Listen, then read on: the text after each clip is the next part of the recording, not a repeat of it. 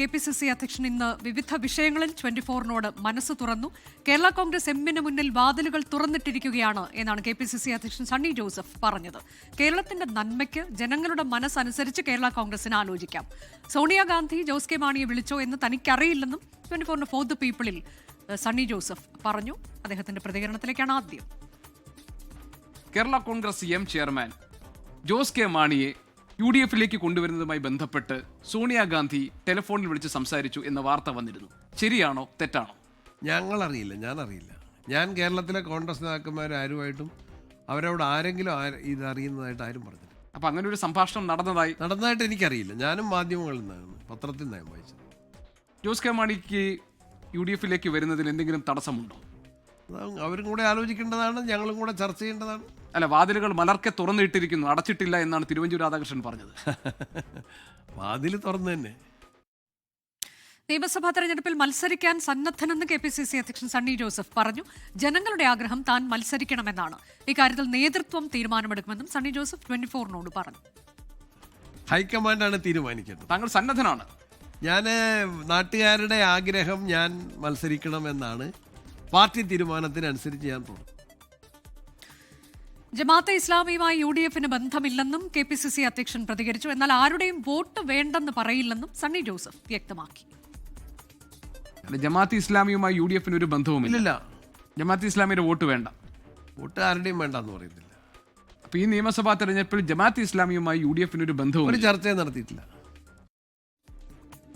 ശ്രീജിത്ത് വിശദാംശങ്ങളുമായുണ്ട്. ശ്രീജിത്ത്, വളരെ പ്രധാനപ്പെട്ട വിഷയങ്ങളിലൊക്കെ നിലപാട് വ്യക്തമാക്കിയിട്ടുണ്ട് KPCC അധ്യക്ഷൻ. അതിൽ നമ്മൾ ഓരോ വിഷയം എടുത്തു വന്നാൽ കേരള കോൺഗ്രസ് എമ്മിന്റെ UDF പ്രവേശവുമായി ബന്ധപ്പെട്ട് ഇപ്പോൾ ആ ചർച്ചകൾ അത് വഴിമുട്ടിയിരിക്കുകയാണ് എന്നൊരു പ്രതീതി ഇന്നലെ ജോസ് കെ മാണിയുടെ പ്രതികരണത്തോടെ ഉണ്ടായിട്ടുണ്ട്. പക്ഷേ ഇപ്പോഴും പ്രതീക്ഷയിൽ തന്നെയാണ് UDF നേതൃത്വം, കോൺഗ്രസ് നേതൃത്വം എന്ന് വ്യക്തമാക്കുന്നതല്ലേ ഇന്നിപ്പോൾ പുറത്തു വന്നിട്ടുള്ള പല പ്രതികരണങ്ങളുണ്ട്.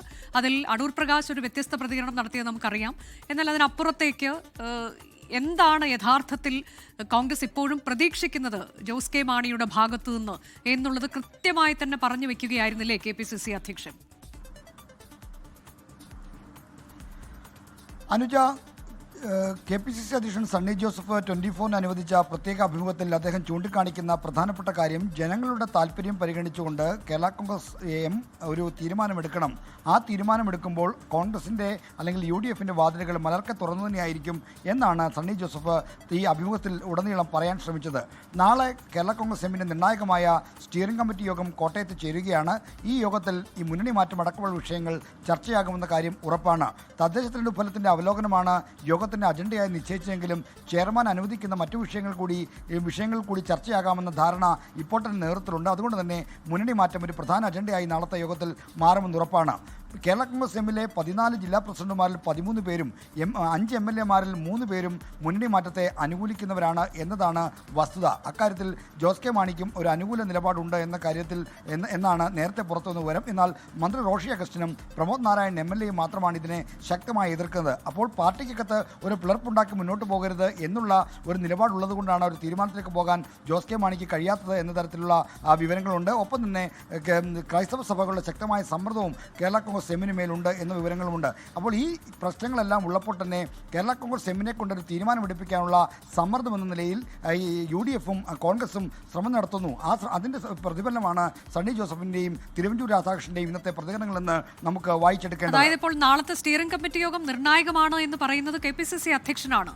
ഈ സ്റ്റിയറിംഗ് കമ്മിറ്റി യോഗത്തിൽ അതിലൊരു അന്തിമ തീരുമാനം ഉണ്ടാകുമെന്ന് പ്രതീക്ഷിക്കുന്നുണ്ട്. അപ്പോൾ അവിടെ ഒരു പിളർപ്പാണെങ്കിലും ആ തരത്തിലേക്കും പാർട്ടി പ്രതീക്ഷിക്കുന്നുണ്ട്, അല്ലെങ്കിൽ UDF നേതൃത്വം പ്രതീക്ഷിക്കുന്നുണ്ട് എന്നാണോ നമ്മൾ അദ്ദേഹം പറഞ്ഞു വെച്ചതിൽ നിന്ന് വായിച്ചെടുക്കേണ്ടത്? ശ്രീജിത്ത്.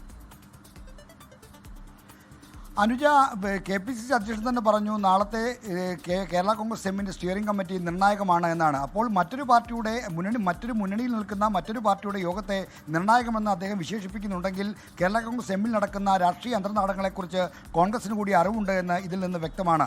ഇവിടെ കേരള കോൺഗ്രസ് എമ്മിലെ നല്ലൊരു വിഭാഗം ആളുകളും UDF-ലേക്ക് മാറണം എന്ന അഭിപ്രായം ശക്തമായി പ്രകടിപ്പിക്കുമ്പോൾ ഒരു തീരുമാനമെടുക്കാൻ അല്ലെങ്കിൽ ഒരു നിലപാടെടുക്കാൻ നേതൃത്വം നിർബന്ധിതമാകുമെന്നാണ് കണക്കുകൂട്ടുന്നത്.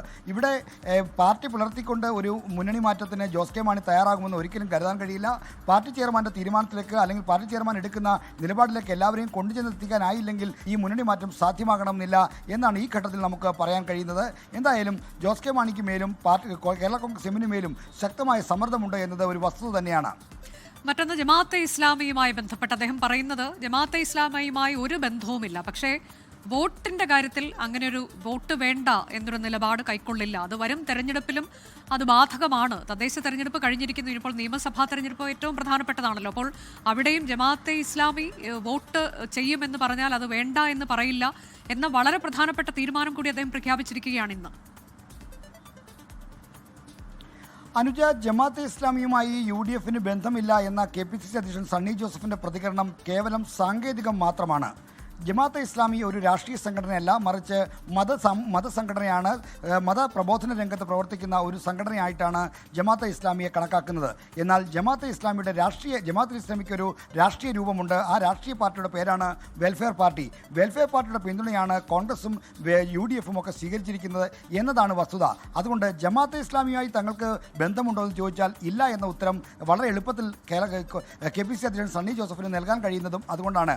ഇവിടെ ജമാഅത്തെ ഇസ്ലാമിയുമായി അല്ല കോൺഗ്രസിനോ UDFിനോ ബന്ധമുള്ളത്, മറിച്ച് അതിൻ്റെ രാഷ്ട്രീയ രൂപമായ വെൽഫെയർ പാർട്ടിയുമാണ്. വെൽഫെയർ പാർട്ടി രൂപീകരിച്ച ശേഷം ഇങ്ങോട്ട് ഒരു ഘട്ടത്തിലും രാഷ്ട്രീയമായ നിലപാട് ജമാഅത്തെ ഇസ്ലാമി സ്വീകരിക്കാറില്ല. കാരണം അവരുടെ രാഷ്ട്രീയ രൂപമായ ജമാഅത്തെ ഇസ്ലാമി പാർലമെന്റ് രാഷ്ട്രീയത്തിൽ പ്രവർത്തിക്കുന്ന സംഘടനയായതുകൊണ്ട് തന്നെ ജമാഅത്തെ ഇസ്ലാമി നേരിട്ടൊരു ഇടപെടൽ നടത്തുന്നില്ല. നേരത്തെ കഴിഞ്ഞ ദിവസം തിരുവനന്തപുരത്ത് ജമാഅത്തെ ഇസ്ലാമിയുടെ അമീർ മുജീബ് റഹ്മാൻ നടത്തിയ വാർത്താ സമ്മേളനത്തിലും ഇക്കാര്യം വ്യക്തമാക്കിയിരുന്നു. ജമാഅത്തെ ഇസ്ലാമിക്ക് രാഷ്ട്രീയത്തിൽ ഇടപെടുന്ന തീരുമാനം 2012 മുതൽ ഇങ്ങോട്ടില്ല, മറിച്ച് വെൽഫെയർ പാർട്ടിയാണ് അത്തരം രൂപീകരിച്ച അവരാണ് അത്തരം കാര്യങ്ങൾ തീരുമാനമെടുക്കുന്നതെന്നാണ്. അപ്പോൾ ഈ സണ്ണി ജോസഫിന് ഇന്നത്തെ പ്രതികരണത്തെയും കേവലം സാങ്കേതികമായി മാത്രം കണക്കാക്കിയാൽ മതി.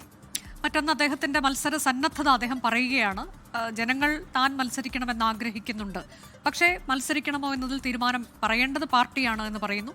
അടുത്ത മുഖ്യമന്ത്രിയാകും ആരാകും എന്നുള്ളതിലൊക്കെയുള്ളത് അതെല്ലാം ഹൈക്കമാൻഡ് തീരുമാനിക്കും എന്ന് പറയുകയാണ്. അടുത്ത തവണ തെരഞ്ഞെടുപ്പിന് ശേഷം 2026 അധികാരത്തിൽ വരാൻ പോകുന്നത് UDF ആകും, കുറഞ്ഞത് 100 സീറ്റിലെങ്കിലും എന്ന് പറയുകയാണ്. അപ്പോൾ ഈ വരും ദിവസങ്ങളിലും വിസ്മയങ്ങൾ ഉണ്ടാകുമെന്ന് പറയുന്നു. ഇപ്പോൾ നടന്നത് വിസ്മയം തന്നെയാണ്. ഐഷ പൂറ്റിയുടെ കാര്യം എടുത്തു പറഞ്ഞുകൊണ്ട് അദ്ദേഹം പറയുകയാണ്. ഒപ്പം VD സതീശന് പൂർണ്ണ പിന്തുണ. അദ്ദേഹം ഈ തെരഞ്ഞെടുപ്പുകളിൽ അദ്ദേഹത്തിൻ്റെ നേതൃത്വത്തിലുണ്ടായ നേട്ടം, പുനർജനി പദ്ധതിയുമായി ബന്ധപ്പെട്ട് അങ്ങനെ എല്ലാ വിഷയങ്ങളിലും അദ്ദേഹം നിലപാട് വ്യക്തമാക്കിയിട്ടുണ്ട്. ശ്രീജിത്ത്.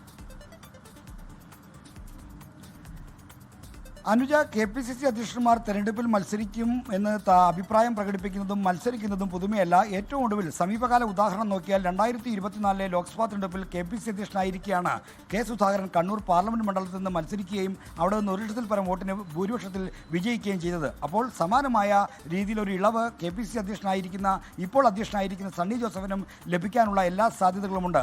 പേരാവൂർ മണ്ഡലത്തിൽ കടുത്ത മത്സരത്തെ അതിജീവിച്ചാണ് കഴിഞ്ഞ തവണ 3000-ഓളം വോട്ടുകൾക്ക് സണ്ണി ജോസഫ് വിജയിച്ചത്. അവിടെ CPIMലെ സക്കീർ ഹുസൈനുമായിട്ട് ശക്തമായ വെല്ലുവിളി നേരിട്ടെങ്കിലും സണ്ണി ജോസഫിൻ്റെ ജനകീയ അടിത്തറയുടെയും അദ്ദേഹത്തിൻ്റെ ജനസ്വാധീനത്തിൻ്റെയും തെളിവെന്നോണമാണ് അവിടെ അവസാന നിമിഷം വിജയിച്ച് കയറാൻ ഈ കോൺഗ്രസിന് കഴിഞ്ഞത്. അതുകൊണ്ട് തന്നെ സണ്ണി ജോസഫിനെ മാറ്റിയുള്ളൊരു പരീക്ഷണത്തിന് തൽക്കാലം കോൺഗ്രസ് മുതിരുമെന്ന് കരുതാൻ കഴിയില്ല. അതുകൊണ്ട് തന്നെ KPCC അധ്യക്ഷനായ സണ്ണി ജോസഫിന് മത്സരിക്കാൻ ഒരു തരത്തിലുള്ള വിലക്കോ തടസ്സമോ ഉണ്ടാകില്ല എന്നാണ് നമുക്ക് ഈ ഘട്ടത്തിൽ നൽകാൻ കഴിയുന്ന വിവരം. അതാണ്. അങ്ങനെ MP-മാർ മത്സരിക്കണമെന്ന കാര്യത്തിലും അദ്ദേഹം തനിക്ക് അഭിപ്രായം പറയാനില്ല. അതെല്ലാം പാർട്ടി ഹൈക്കമാൻഡ് തീരുമാനിക്കേണ്ടതാണ്. അപ്പം K. സുധാകരന്റെ കാര്യത്തിൽ അങ്ങനെ ചർച്ചകൾ നടന്നതായെന്നും തനിക്കറിയില്ല എന്നൊക്കെയുള്ള കാര്യങ്ങളും വ്യക്തമാക്കുന്നു. ഏതായാലും ഒരു കാര്യം അദ്ദേഹം പറയുന്നത് വിജയസാധ്യത എന്നുള്ളത് തന്നെയാണ് പ്രമുഖ മാനദണ്ഡം, ഏറ്റവും പ്രധാനപ്പെട്ട മാനദണ്ഡം എന്ന് പറയുകയാണ്. സ്ഥാനാർത്ഥി നിർണയത്തിലായാലും സീറ്റ് നിർണയ ചർച്ചകളിലായാലും ഏറ്റവും പ്രധാനപ്പെട്ട മാനദണ്ഡം എന്നുള്ളത് വിജയസാധ്യത തന്നെയാണ്. അപ്പോൾ അവിടെ MP-മാർ മത്സരിക്കരുത് എന്നൊക്കെയുള്ള നിഷ്ഠകളിലേക്ക് പോകാനുള്ള സാധ്യത തള്ളിക്കളഞ്ഞ തരത്തിൽ തന്നെയാണ് അദ്ദേഹത്തിന്റെ പ്രതികരണം ഉണ്ടായത്. ശ്രീജിത്താണ് വിശദാംശങ്ങൾ നൽകിയത്. ലോകത്തെവിടെയായാലും ഏത് സമയത്തും 24 വാർത്തകളും ഓഗ്മെന്റഡ് റിയാലിറ്റി പാക്കേജുകളും എക്സ്പ്ലെയിനറുകളും വിശദമായി കാണാൻ ഞങ്ങളുടെ YouTube ചാനൽ നിങ്ങൾക്ക് സബ്സ്ക്രൈബ് ചെയ്യാം.